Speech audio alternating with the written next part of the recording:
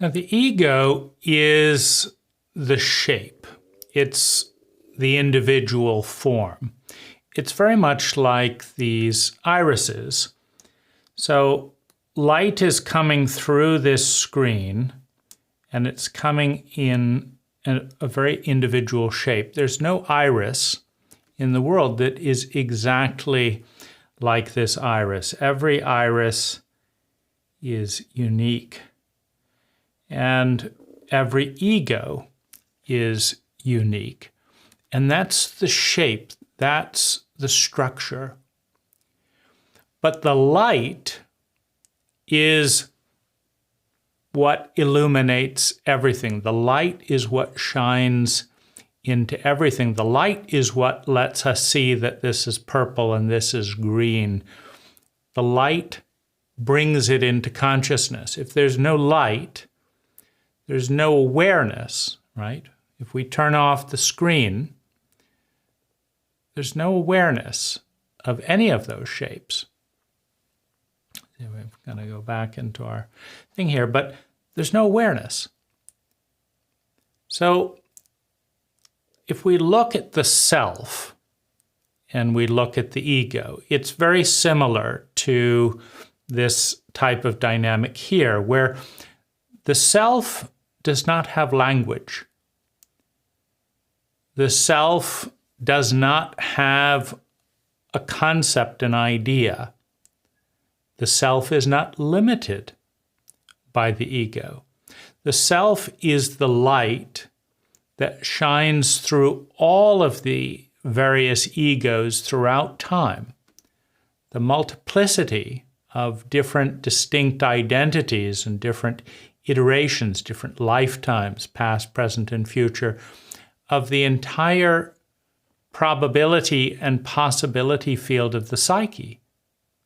The self is the light that permeates and flows through all of those shapes.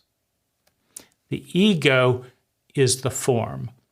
The ego is the pattern of thinking, feeling, speaking, doing, and being that the light permeates, that the light goes through.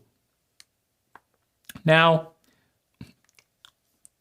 in the broadest sense, right, the self has the stronger connection, has the closest connection with God, Goddess, all that is, with divinity, with something more. So you have, in that sense, the totality of all that is, God, Goddess, all that is. And within that totality, you have a very tiny speck. We have to draw it bigger just so we can see it. But, the totality is so big.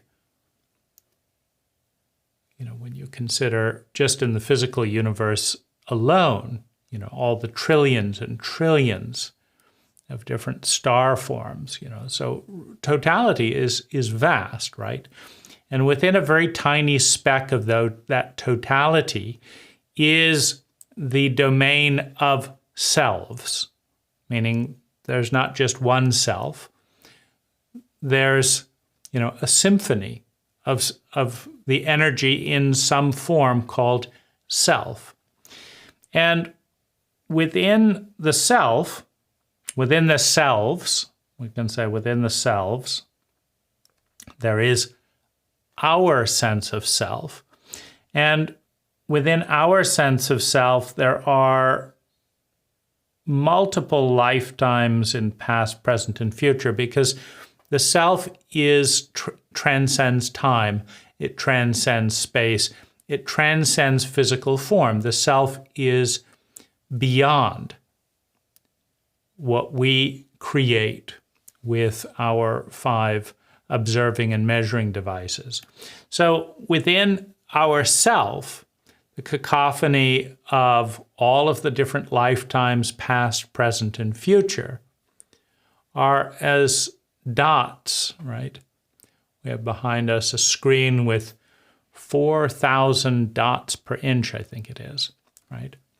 Well, within the self, dots upon dots upon dots of egos. And In this image here, we have darker areas, lighter areas, fuzzy areas, sharper areas, and a montage, an image emerges, right, of all the different pixels in their different configuration.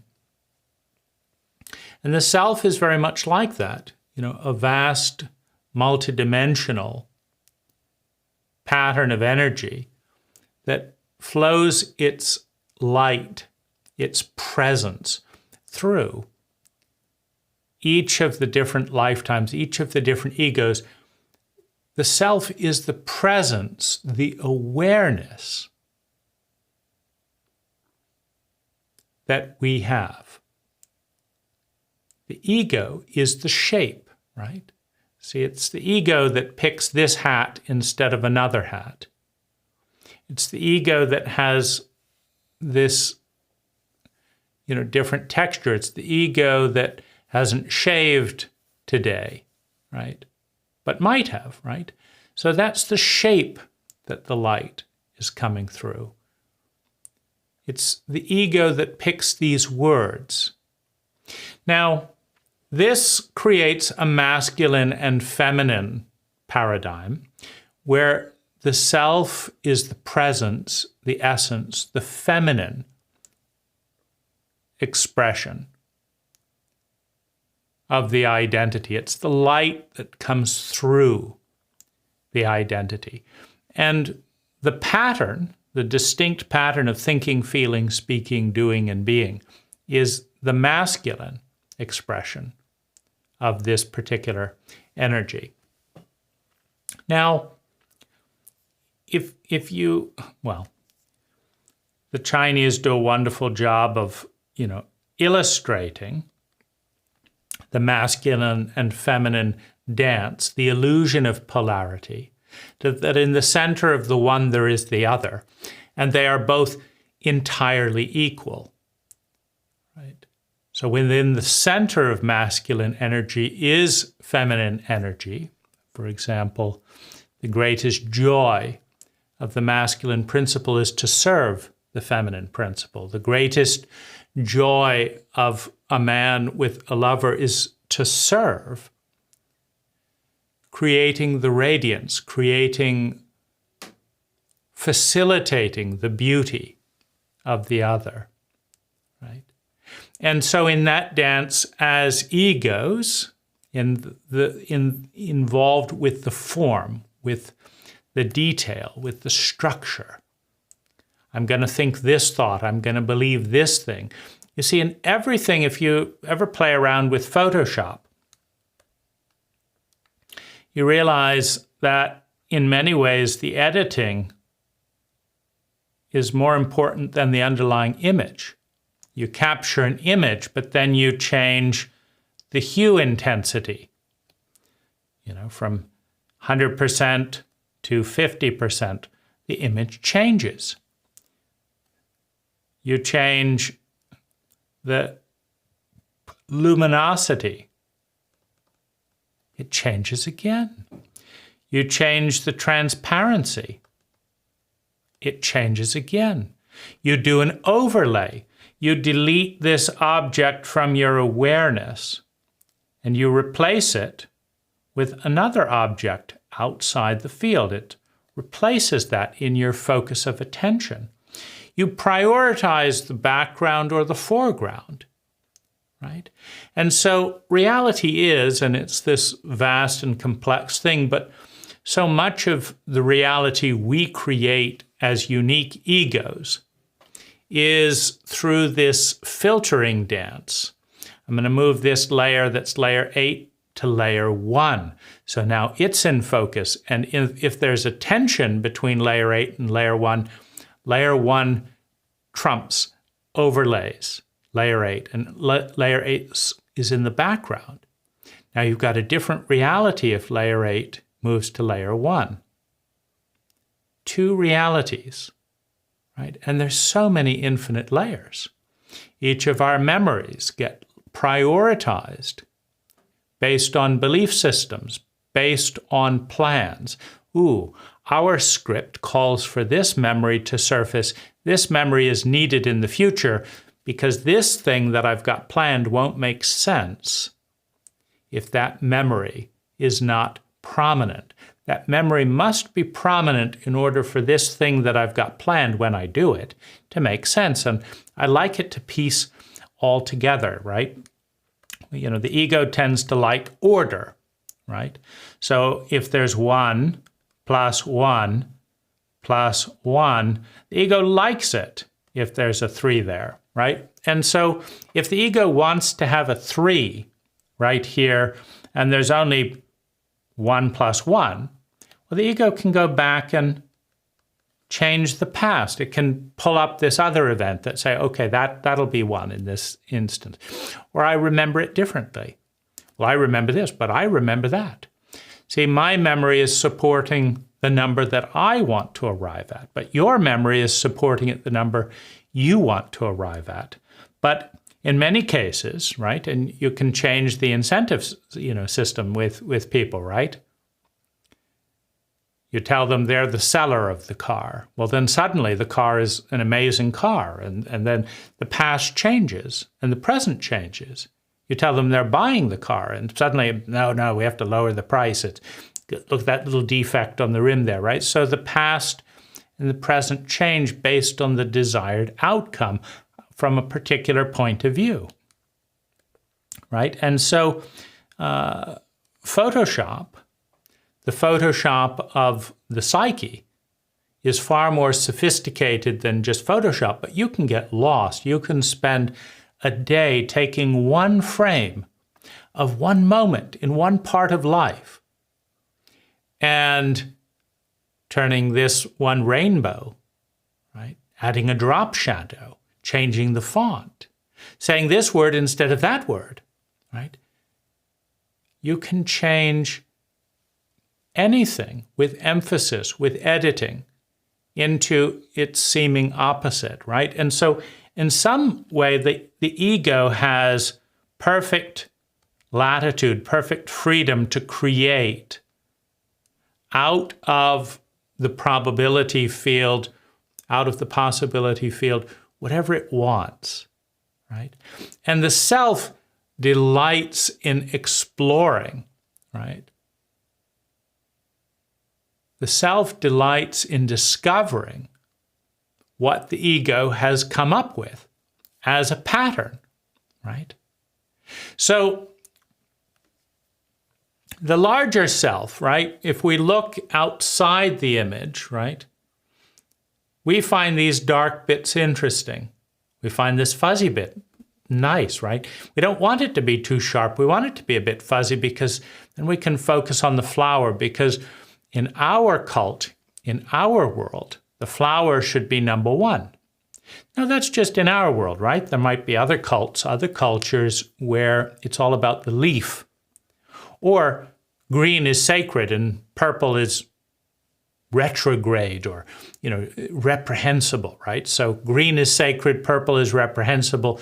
You can create any kind of paradigm you want, and then suddenly you want the green to be in focus and the purple to, not be so prominent if it's to be a beautiful art piece, right? But we like flowers, and so it's appropriate in that framework that it is the flowers that are in focus and the leaves are a bit fuzzy. So, that's going on. But if you're an ego, right? If you're an ego and if you are more aware of yourself as a form than of part of a transcendental being, part of a transcendental consciousness expressing itself in form, then you have to think about, within your own framework. Like if you decide that dark things are bad, a very popular belief at the moment, and you're an ego that has taken this particular shape, well, now you're bad, right? Because, in your cult, darkness is bad. And the darker areas are the worst areas. And I'm over here. This is me. So I'm bad. I'm one of the worst areas. Now, this can get to a point where we say, well, I don't deserve blessing. I don't deserve light. I don't deserve God got us all that is because the energy, the light, the form of God got us all that is nourishes all of the selves, that whole probability field of selves. And that probability field of selves nourishes our particular self within that probability field, moves energy into it, right?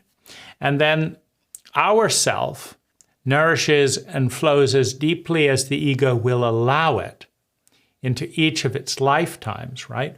But part of the freedom, part of the complexity of the ego is to take the full dimensionality of forms, including the form of I'm not lovable, right? And when the ego decides that it's not lovable, that's a particular structure, right? And so it obscures a lot of the light from the ego, right? The self cannot stop connecting with itself, and every ego it's like a stained glass piece in a large mosaic. It's constantly changing as each of the egos in their eternal dance, right, in the timeless space, as each of the egos continue to change each of the pieces. So there's this multidimensional, mosaic that's always emerging at any given point. It's always changing. It's an ever-changing multidimensional art piece that the self is and is beyond. And so the self does not withhold its energy. You can think of it as holding different stained glass pieces up to the sun. Some dark pieces will let very little sunlight in, right? But the sun doesn't stop blessing the dark pieces, right? The sun reflects back, right? A different thing happens with that, right? And for those that embrace the dark colors equally with the light colors, right, then something very beautiful happens. And for those that believe and hold the curse, that this is outside of the framework of divinity, outside of the self of the psyche, well, for them, that dark color is a very empty place, consistent with with what it feels like to hold that belief, to hold that thought in the presence of something that's dark, right? So, and to the artist's eye, right, the dark highlights the light, and the light showcases the dark. And the picture is more interesting, more dimensional, more beautiful because they're both there. Right? So the ego has freedom in the domain of its shape.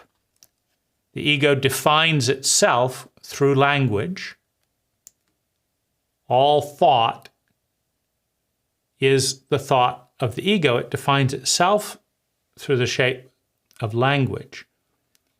And it defines patterns of thinking, feeling, speaking, doing, and being that it identifies with. I identify with this thought, with this feeling, right? With this way of being, with this action, with what I said here. I identify with that. I take a stand in this shape, meaning that the self is now flowing through this shape. The ego determines the shape, just like a pattern, right? The light changes as we move our shape.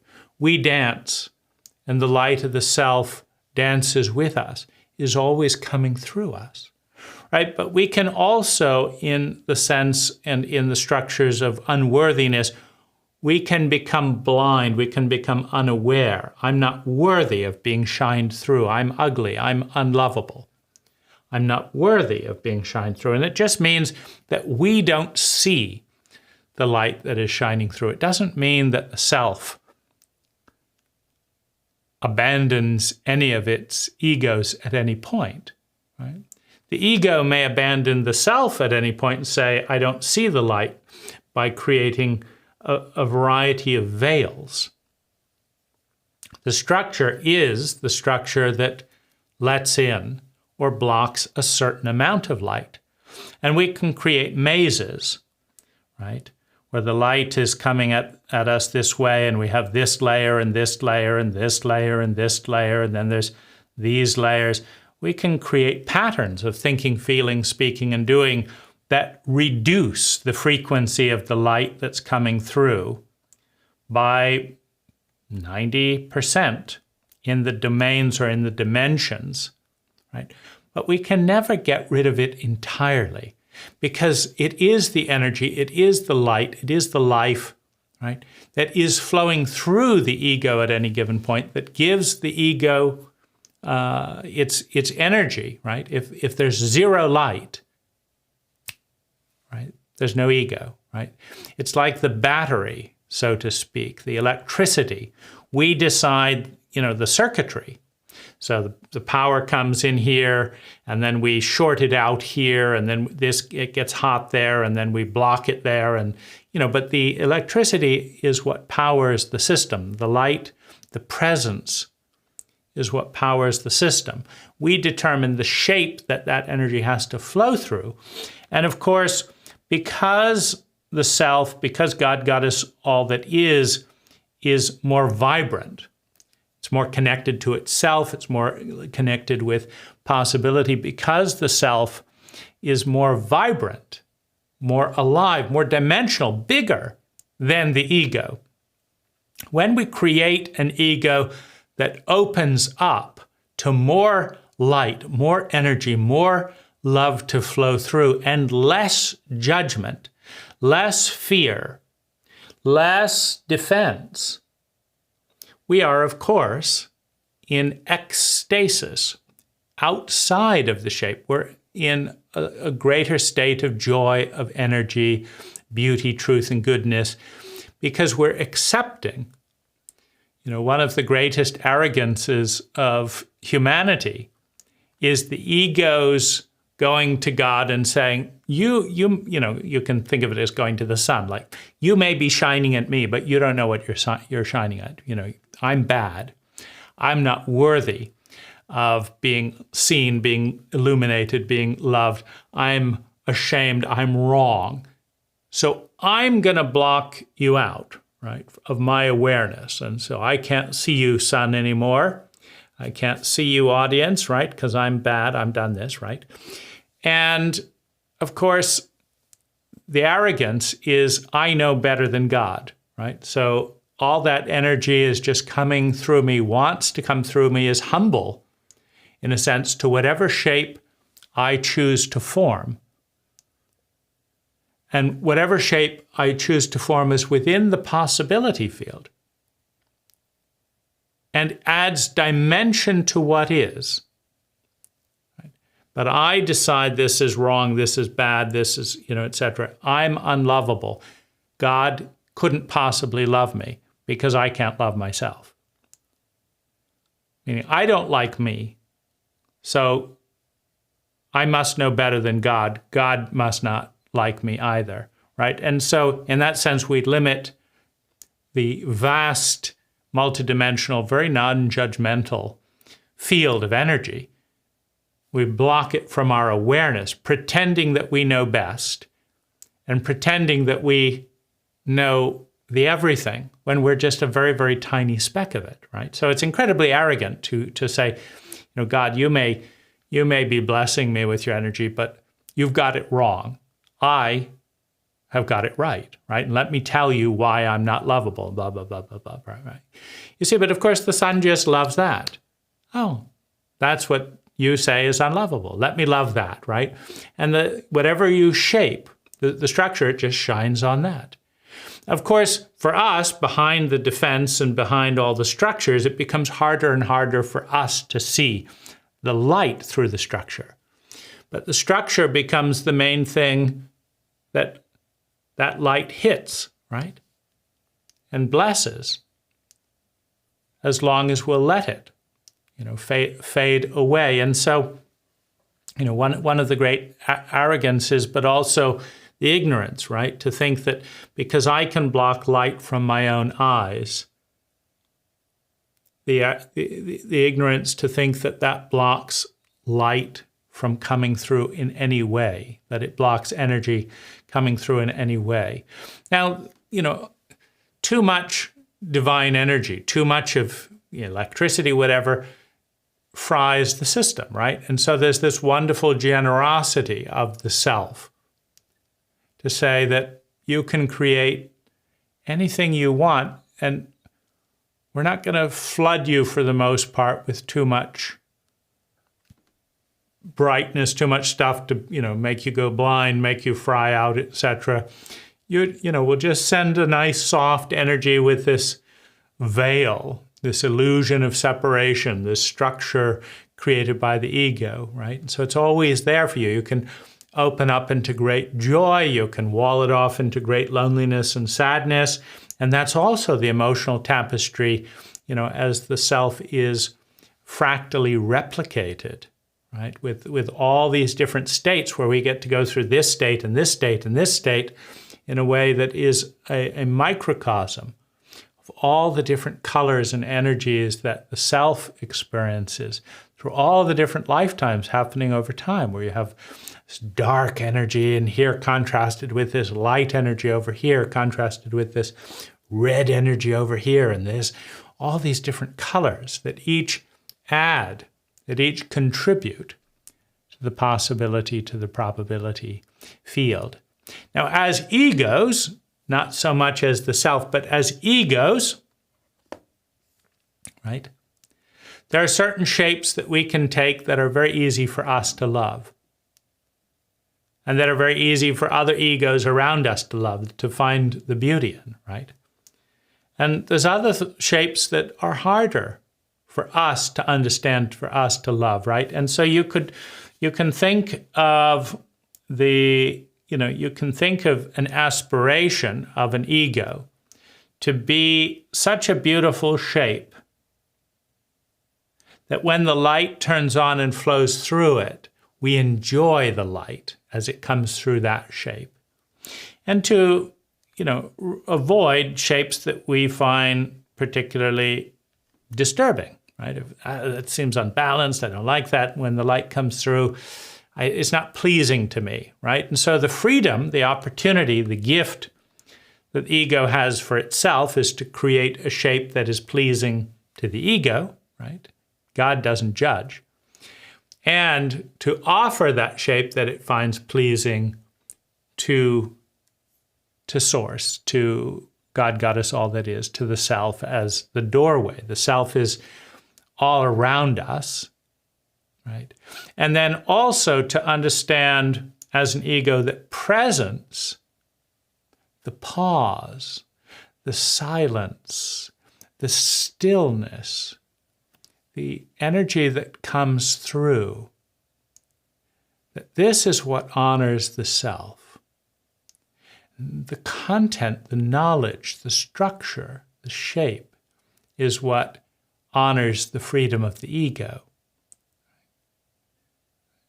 So as we interact with others, our presence is determined by how connected we are or how disconnected we are with ourself.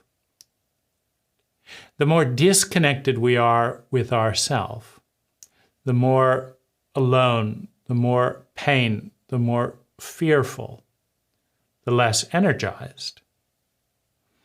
The more we are connected with ourselves, the more we allow ourselves to experience the ineffable, continuous presence of ourself and let that in. The more alive, the more boundless, there's an endless amount of self. The more beautiful, the more loved, the more connected we feel with self. And because self transcends the ego, because it's bigger, than the ego, because self transcends language and thus thought, because it's bigger than language and thought. When we want to transcend the barrier, the judgment we have about another, right? Because we form our little words and our little ideas and our little maps and our paradigms. And within those paradigms, particularly if we use a dualistic lens, there's good and bad, and usually we're the good ones.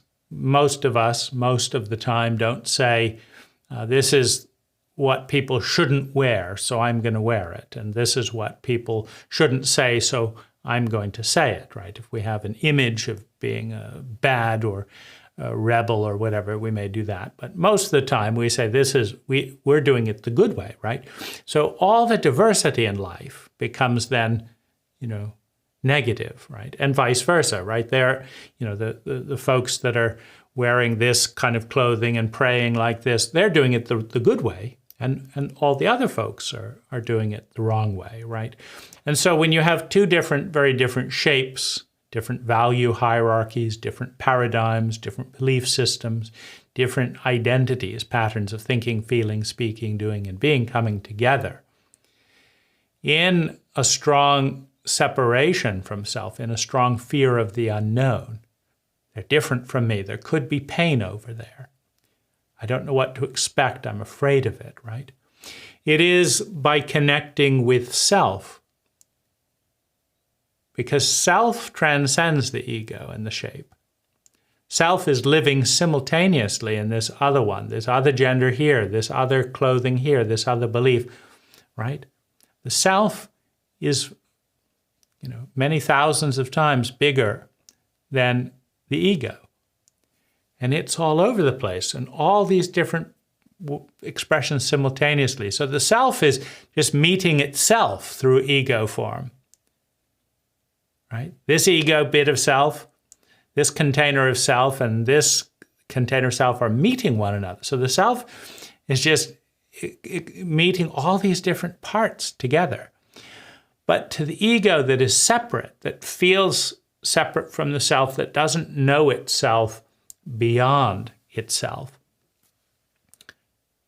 right? If I change because I meet you, if I listen to you and I change my feelings about things, I'm a different person, right? What happened to me? I want to hold on to me. I'm me, and I need to protect who I am and not change, right? Because anytime people deeply connect together, both people change.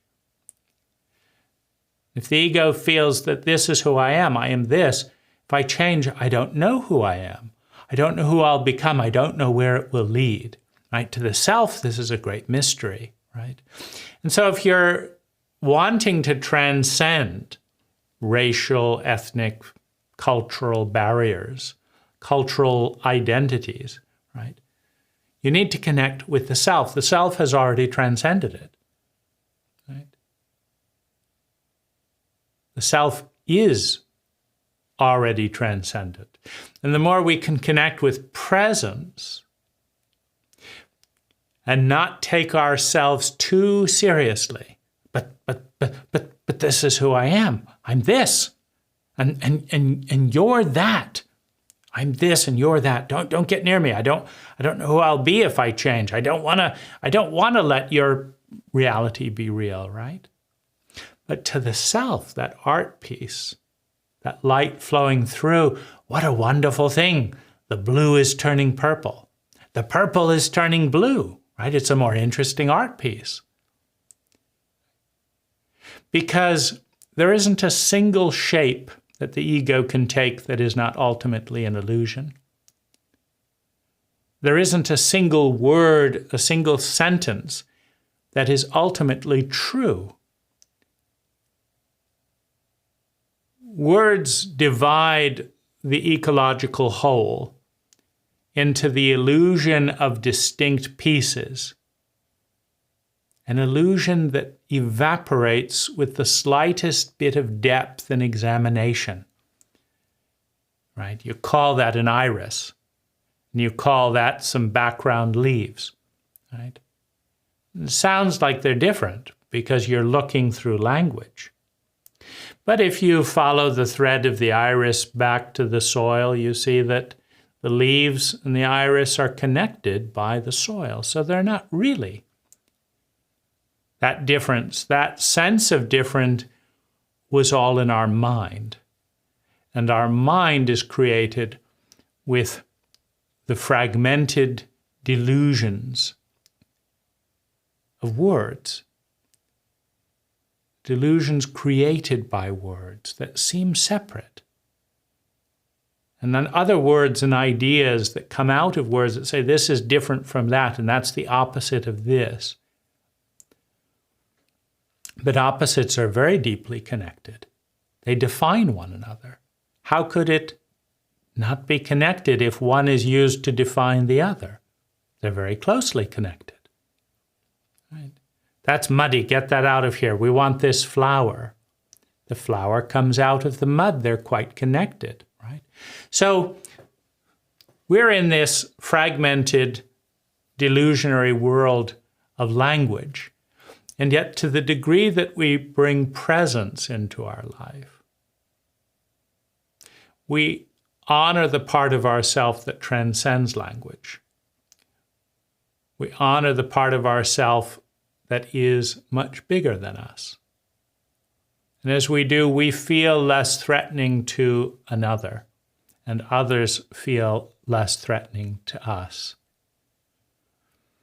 And at least half of the experience of interacting with another human being is presence, which cannot be defined. It can be felt, but it cannot be defined, because the self can be felt, but it cannot be defined. It flows through the form, but it is not captured. It is not limited to the form. It just flows through. Thank you. Hello, I'm Dane Rose, and I want to begin by highlighting one of the most shocking things that I've discovered at age 47, which is that no one has, and perhaps no one ever will, introduce me to life. No one's ever sat me down at any point and said, this is how life works, this is why it works. These are the most important aspects of life. And I find that incredible. Now, when that thought occurred to me, that 700 books in, that hundreds of courses in, that decades of introspection and learning into this life, I still didn't have a formal introduction to what this is all about, right? It seems absurd, right? So there's a moment of criticism. Why hasn't anyone pointed these things out, right? And it's fun. The adolescent's job is to criticize the inevitable and innate imperfections of everything, including the cultural blind spots that see so many of us going through life without knowing what's going on. But it's the adult's job to do something about it, right? The world is not perfect. The world is not fair. And if something bothers us, what to do about it? And this book, An Introduction to Life, is my response to that critique, my response to that irritation, that imperfection in my life. And although there are well over 100 chapters, it's the biggest book, naturally. It's a big topic that I've ever written. I thought I'd just randomly pick a few of the chapters and, to get a little bit of a sense of what's involved. So on the first thing we've got the big picture, evolution. We've got the 4 operating systems of the brain, the four brains, and the protocols they use to filter information and make decisions. The sociopathic or reptilian brain, the rational or pattern organizing brain, the empathic brain and its decision-making protocol, and the transcendent brain, right? Now, that's one of the most revolutionary understandings that I've come across that nobody introduced me to. If we go on to 3 random pictures or windows into the book on the next page of the contents, we've got the ego, self, and breathing. We've got chauvinism and its cultural underpinnings. We've got optimal roles. We've got PTSD, a stunning thing that I didn't learn about until I was 40 years old, that has more than a 30% invisible influence on every person and on the culture as a whole. The culture and its cult-like nature, how it can be our enemy, how it can be our friend, what its role is. We have cult and ego architecture, just going into that a little bit more deeply. The next page of, another 50 chapters, we've got key cycles in life, things that you want to be aware that repeat themselves over and over again, that have throughout history, the history of humanity, and will continue to repeat themselves. What are those key cycles and how do we attune to those? Emotional literacy, right? What is an emotion? How is it different from a feeling? Now, in a psychologically illiterate culture, we don't know the difference between an emotion and a feeling, as evidenced by the fact that you, as a representation of the 99%, cannot articulate it clearly. And if you do, your articulation will not agree with the next person. Feelings and emotions, right? Positive and negative emotions. Are they the same as good and bad? Like all of this, any one of these things takes years to understand with wisdom and depth, right? But in most cases, we don't even know that we don't know about it. Grounded to reptile, right? Why we regress to the reptilian brain in traumatic states, right? Why our tether is the oldest brain. Purpose and meaning, how do we organize it? What is meaningful and what is not meaningful? Do you know the core ingredient in meaning? How to increase a life of meaning, how to decrease a life in meaning, right?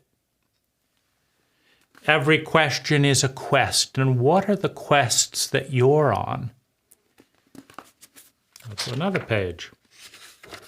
2 more tables of content pages. The deepest cuts to our humanity, right? We all live in a cult, in a culture, with a norm, a normal pattern of thinking, feeling, speaking, doing, and being. And how do those norms undermine the human operating, which is the empathic operating system in our brain? Understanding the math of cultural impact, investing in our future, individually and globally. Losing oneself. What does it mean when we say we lose ourself? What is that self, right? And when is it good to lose ourselves and find a new pattern of thinking, feeling, speaking, doing, and being? And when is it a disaster? When is it a crisis to lose ourselves and perhaps regress to an older pattern of thinking, feeling, speaking, being? We have advice, criticism, and direction. Some tips, right, in life. Get excellent at something. The circle in life, right? Why is the circle the most fundamental shape in geometry, in the liminal space between masculine and feminine, between duality and the one? Right? Learn from nature, right? When wrong ideas are right, right? When does a wrong idea take us in the right direction for our sustainable well-being? It's not true, but it takes us to a better place. And in those instances, do you cling to what's true, or do you value the improvement that comes to your life? So a very light dive into the table of contents.